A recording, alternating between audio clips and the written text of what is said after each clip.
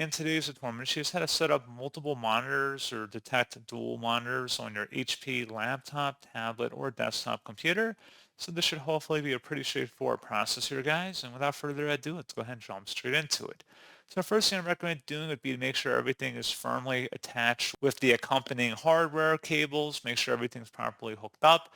If there's any installation media that came with the monitor, I'd recommend inserting that and then running it and making sure it's installed.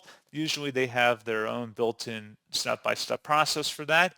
If you do not have that, you just want to use the built-in Windows features, all you have to do is select the Start button and search for Settings. Best result, you come back with Settings. Go ahead and open that up on your HP device, and then select System on the left panel.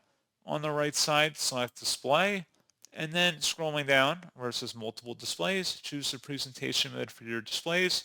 Click on that, and then select the Detect button for where it says Detect Other Display, and then hopefully it should appear. And then you can also adjust your multiple display setting preferences right up here with these various checkbox options. And that's pretty much it. So as always, thank you guys for watching this brief tutorial. I do hope that was able to help you out, and I do look forward to catching you all in the next tutorial. Goodbye.